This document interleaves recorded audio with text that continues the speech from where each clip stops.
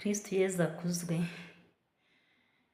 Abenshi batangiye bambaza ngo kuki ntigeze mbabwira amazina yanjye, ariko bitewe n'ahantu nahabaye hatandukanye, njye ndi umuntu ufite amazina menshi.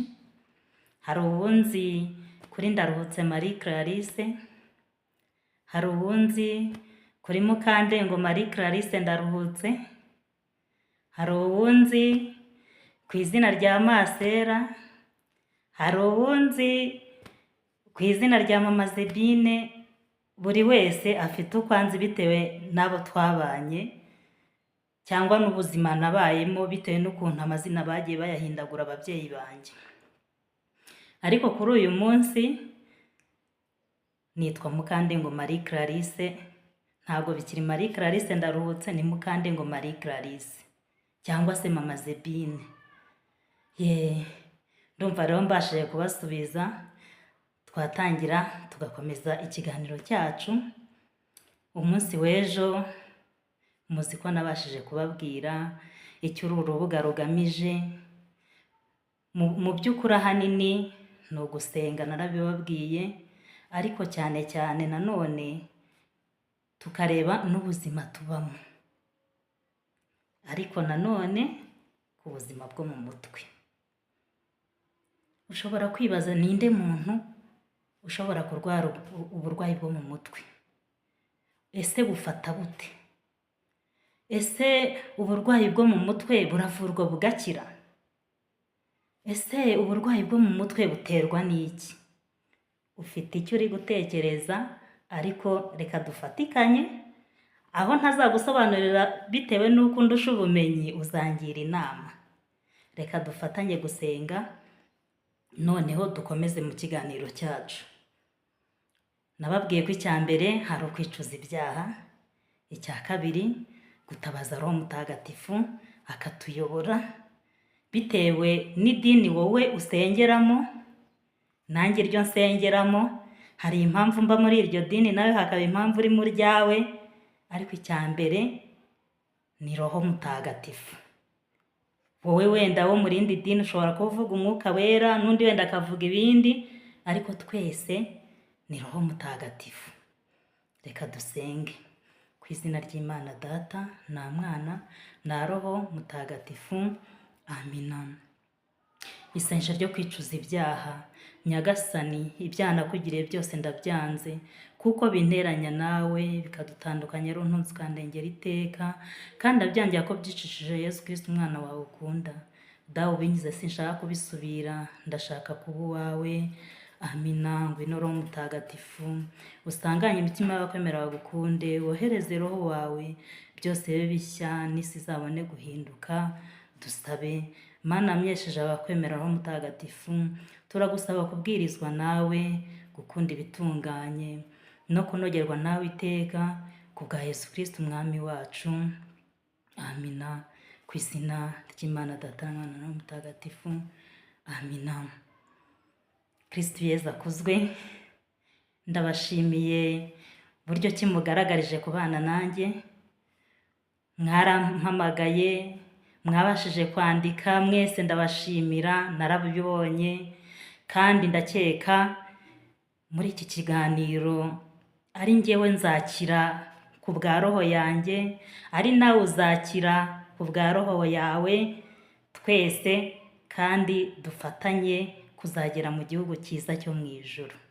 Kristo Yezu akuzwe.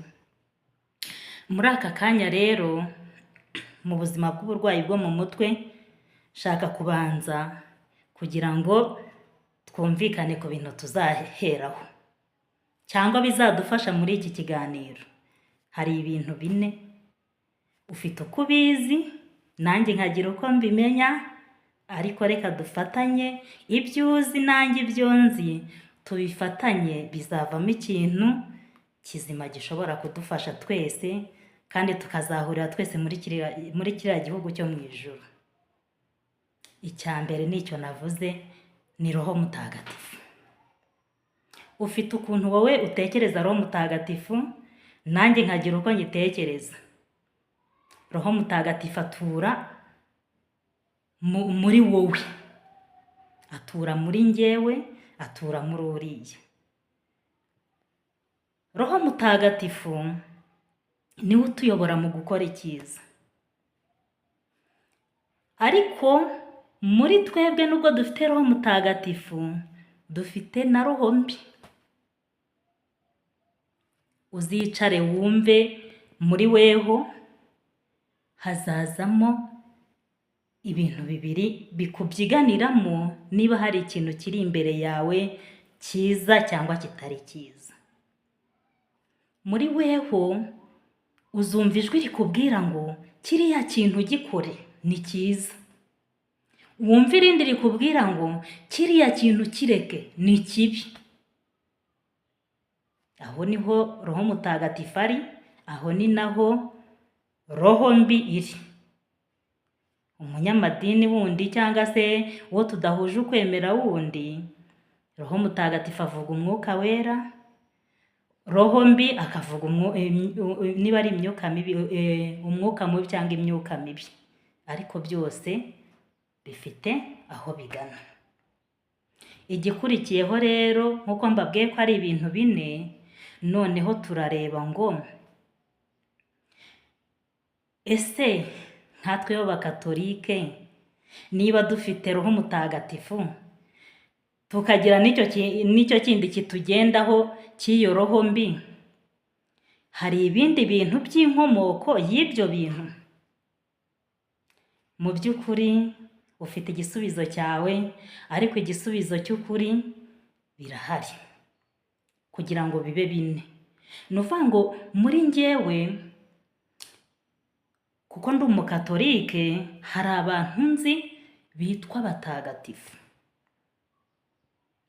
Wenda mu yandi madini mumbabarire, cyangwa se mu bandi bantu tudahuje ukwemera mumbabarire, ntabwo nzi ukuntu babita. Niba nabo bavuga ngo ni abatagatifu, niba bavuga ngo ni abaki, ntabwo mbizi.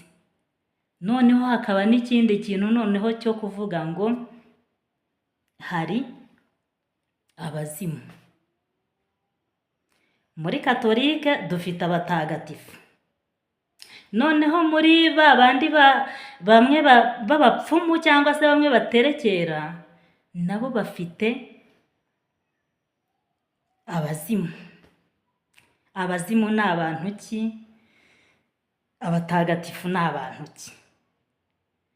Abatagatifu ni bandi tuzi bakoreye Imana, urugero nka bahowe Imana b'i Bugande.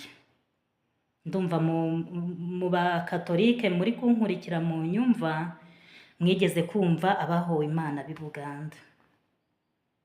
Hari n'abandi benshi, wenda tunagendeye no ku mubyeyi wacu Bikira Mariya, nawe buriya nubwo yagiye mu ijuru ariko yabanjije guca mu rupfu. Hari uko twebwe tumufata, wowe ufite ukundi umufata ntuncireho iteka, kuko njye nkunda umubyeyi Bikira Mariya umbabarire. Noneho rero kuri bandi noneho abo ngabo nababwiye b'abapfumu batazi Imana iyo ari yo, nabo bafite abandi bantu bo mu miryango yabo cyangwa se abandi bantu bazi bapfuye. Abo bapfuye rero bo bavuga ngo ni abazimu. Ubwo ibyo bintu uko tubivuganyeho byose, abo bantu uko tubavuganyeho uko ari bane, nibo tuzagenda turebera hamwe muri iki kiganiro, cyane cyane cy'uburwayi bwo mu mutwe. Uyu munsi ushobora kwibaza ngo ese umurwayi wo mu mutwe ngo ninde? Reka nkubwire, ushobora kuba ufite uburwayi ugendana buri munsi mu buzima bwawe bwa buri munsi, ariko ukaba utabizi ko uri umurwayi wo mu mutwe. Uti se bimeze gute? Ninde ufatwa? Afatwa ate? Bigenda gute? Reka turebe mu muryango nyarwanda, umubyeyi, umugabo n'umugore. Umugabo n'umugore barahura kuko buri wese aba afite aho yarerewe hatandukanye n'aho undi. Bahura bakemeranya cyangwa se bakumvikana uburyo ki bagomba gushinga umuryango. Uwo muryango rero igihe kiragera bakawushinga.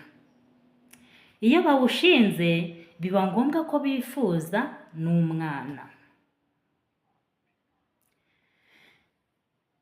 Uyu munsi nakoze ubukwe, ejo runaka yarabukoze, ejo bundi undi yabukoze. Ariko se twese niko ingo ziduhira? Ariko se twese niko mu rugo aba ari amahoro? Ibyo ni byo turi kugenda turebaho kugira ngo turebe ikiganisha umuntu ku burwayi bwo mu mutwe. Ni byiza mumaze kubana, umugabo n'umugore mubanye mukundanye, birumvikana, ariko mwibuke yuko mwese nubwo muhuye uyu munsi wa none, mfite ubuzima nabayemo njyewe, nawe duhuye ukagira ubuzima wabayemo. Kugira ngo uzafate ibitekerezo byanjye rero ubihuze n'ibyawe, hari igihe bidashobora gukunda. Kubera iki? Nshobora kuba narabayeho ndi umwana wigeze ababyeyi, wowe ukabaho nta babyeyi wigeze. Yego warababonye barakubyaye, cyangwa se bakubyaye bahita bapfa, cyangwa se bahura n'ibindi bibazo by'ubuzima, ariko mu burere bwawe ufite uko warezwe, nanjye nkagira uko narezwe. Icyo gihe rero niba duhuye dushobora kubana umunsi umwe wonyine, bikaba birahagije, urukundo rwanjye nawe rukarangira uwo munsi. Cyangwa se dushobora kugira gutya tugahura ukwezi nkihangana amezi 2. Bavandi, buriya ntihazagire umuntu ukubeshya urugo ngo akubwire ngo njyewe ngo bimeze neza 100%. Bishobora kuba bimeze neza uyu munsi, ariko ejo bizamera nabi, cyangwa se ejo bizongera bimere neza. Nubona rero ibyo bikubayeho ntuzacike intege. Ni ibintu bibiri gusa bizagusaba kubaka urwo rugo. Uzasabwa kwihangana, usabwe n'isengesho. Ibyo bintu nubibura iwawe, uzamenye ko urugo rutazagukundira. Kwihangana n'isengesho. Bivuze iki rero? Niba muhuye uyu munsi uri umugore n'umugabo, mukabana mukundanye, mwibuke ko mwabanje kugaburirwa n'ababyeyi banyu, mwabanje kugaburirwa n'imiryango mwarerewemo. Ariko uyu munsi wa none ni wowe uri kwibaza ikibiriti, ni wowe uri kwibaza umunyu, ni wowe uri kwibaza icyo kurya. Igihe rero muhuye hashobora kwivangamo ubukene. Niba wari umwana ukize ugasanga bwa bukene buraje, kuba muri ubwo buzima bikakunanira. Ushobora kugira gutya ukaba warabanye n'inshuti nyinshi, cyane nk'abakobwa bakunda kurya amafaranga y'abahungu. Ashobora kugira gutya akaba yaramenyereye umuhungu w'inshuti y'umuha amafaranga, bikarangira uhise wirebera wa muntu waguhaga amafaranga, kuko mu rugo rwawe ibyo wabibuze. Iyo usubiye inyuma rero ukasubira muri ba bandi mwabanye, umenye kuri gusubira inyuma usenya n'urugo rwawe. Ushobora kuba uri umugabo, abantu twese buri wese afite uko ateye, ugasanga imico yanjye n'iyawe kubihuza birakunaniye. Kujya kwiyakira rero bikaba ikibazo. Ugahita utekereza uti hari agakobwa kagenzi kanjye twari duhuriye kuri byinshi, twakundanaga, kamfataga neza, bikarangira uciyeho. Rimwe na rimwe abagabo mugira amafuti menshi, mu mbabarire, uwo ntunga urutoki ambabarira, ariko mwibuke ko mugira amafuti menshi. Ugasanga umuntu w'umugabo ari mu rugo, ikibikubwira ukabona niba ufite umukozi atangiye gutereta umukozi, aho uba washenye. Niba uhamagaye nyirarunaka mwabanye ukiri umusore, birarangira unamuzanye mu rugo rwawe. Ubeshya umugore uti uyu ni mushiki wanjye, ubeshya umugore uti nyamara uyu nguyu bimeze gutya, ugenda umubeshya. Ariko uburyo mubanye umugore azagera aho abimenye, kuko imico yanyu urukundo ntirwihishira. Bizarangira abafashe, abona umugambi wari ufite. Muvandi, niba ukeneye kubaka urugo, ibyo bintu byirinde. Irinde bagenzi bawe mwabanye, irinde abo bose. Ahasigaye umenye uwo muri kumwe, umenye ko ari we buzima bwawe, umenye ko ari bwo bw'iteka ryose. Ibyo wirirwa wirukankamo mu bandi bigabanye. Nutangira iyo nzira nkubwiye, umenye ko watangiye kurwara n'indwara yo mu mutwe. Uko ugatangiye ako kantu uyu munsi, karagenda gakura, igakura. Ejo umugore nakabona atangira avuge nabi, nakubwira nabi kabiri gatatu, uzishora mu nzoga. Nujya mu nzoga uzahinduka umusinzi. Numara guhinduka umusinzi, bizarangira ubaye n'umusambanyi. Numara kuba umusambanyi, bizarangira ubaye n'umujura. Ibyo byose bikwirundemo, bize kurangira noneho, wenda mumbabarire nubwo ari imvugo idakoreshwa, birangire wabaye umusazi. Ariko gusara umusazi, abantu bazi ko ari umusazi wirukanse ku musozi gusa. Oya bavandi, ntabwo umusazi ari uwirutse. Buriya uriya wirutse ku musozi, hari igihe ibye byoroshye kuruta ibyawe. Muri iyi minsi rero insengero zirafunze, noneho dore n'icyorezo cyateyemo. Mubyeyi, mugore mugenzi wanjye, mugabo wubatse urugo, menya ibi bintu.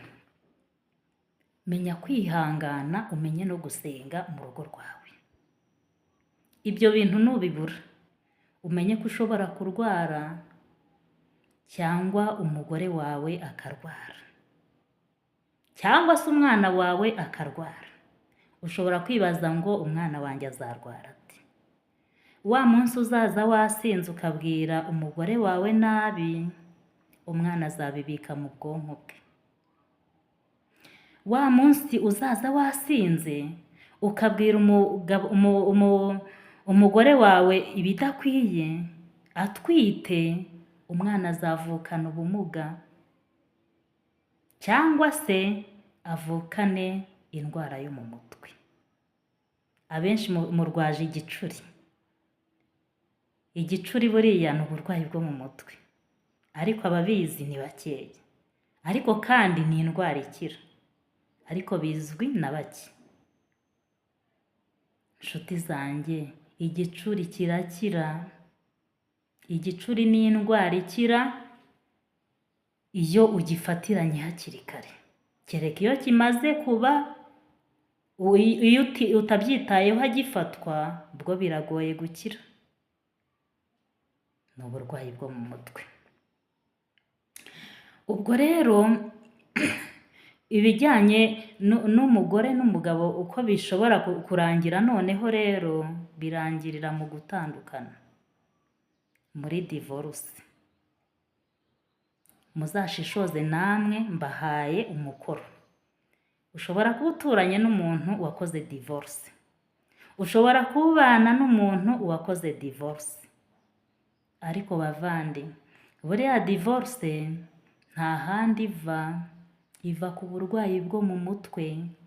Buriya divorce ahantu iva ni ukuvuga ngo umugore aba atagishoboye kwakira ibibazo by'urugo, umugabo nawe aba atagishoboye kwakira ibibazo by'urugo, bikarangira bimugejeje ku burwayi.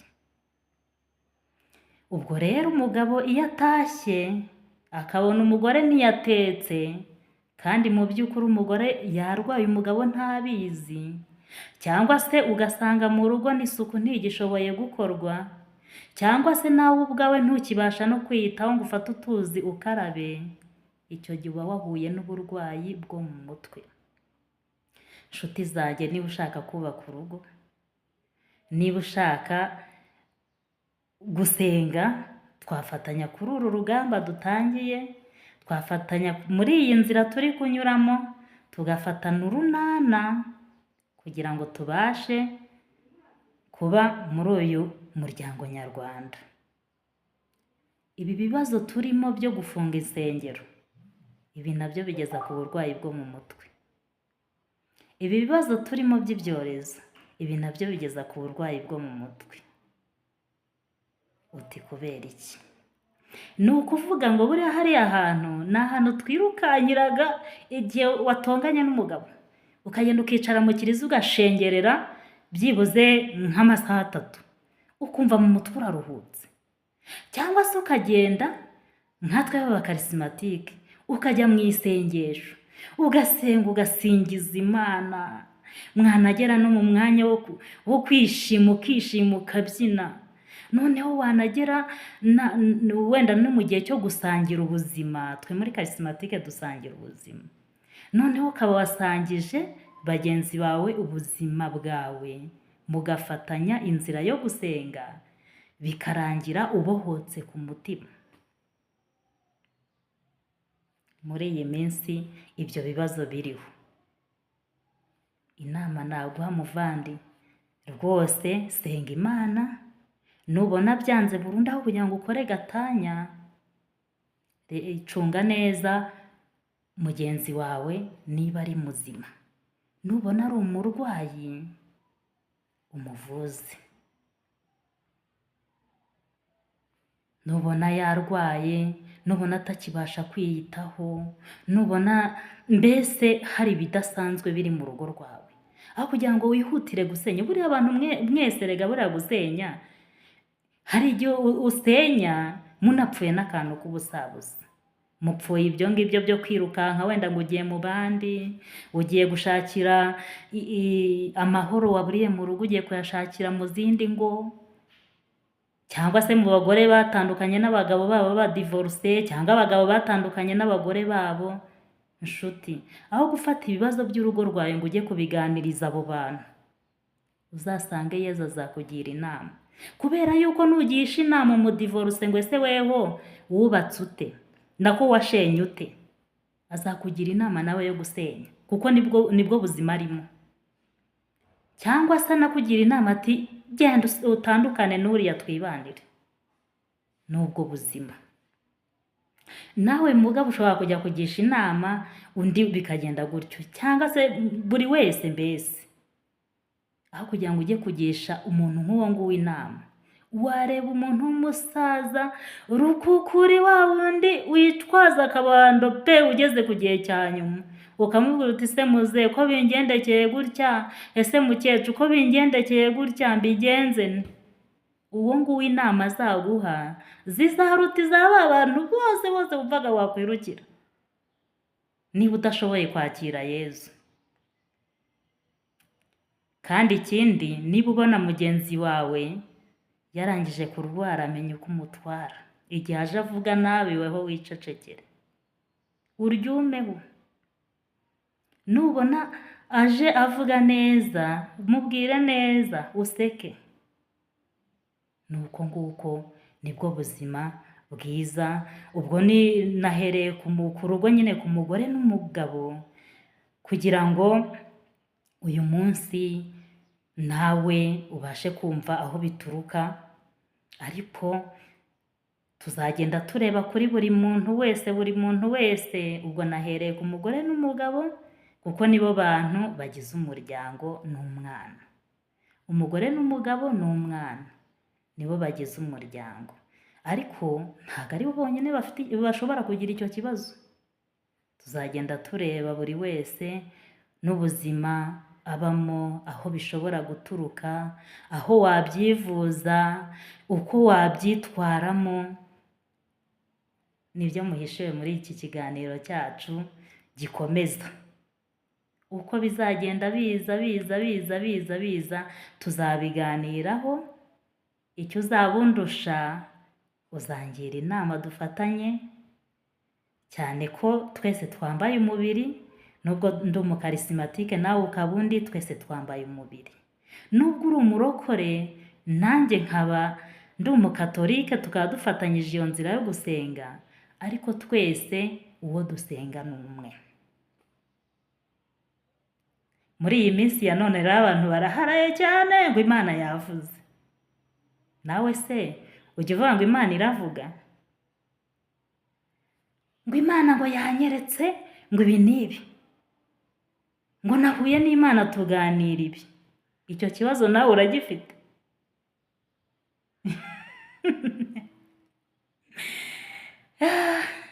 Ikibazo ngo Imana ngo yanyeretse ibi n'ibi. Ubu se nanjye nkubajije ngo iyo Mana wayerekana aho mwahuriye, wasubiza iki? Ibyo nibyo tuzaganiraho. Wowe utubeshya ngo Imana yakubwiye, tuzabivuganaho, udusobanurire iyo Mana aho mwahuriye, ariko kandi nukurikira neza ubu butumwa uzabasha kumenya niba Imana ivuga cyangwa se itavuga.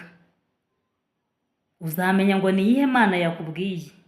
Uzamenya ngo iyo Mana yakubwiye yakubwiriye he, yakubwiye ibiki, mwahuriye he. Ibyo nibyo tuzaganiraho rero. Ushonje uhishiwe, tuzaganira kuri ibyo, ariko kandi no ku ndwara yo mu mutwe. Ubwo murabyumva ko tumaze kuvuga ukuntu umugore n'umugabo ashobora kurwara uburwayi bwo mu mutwe.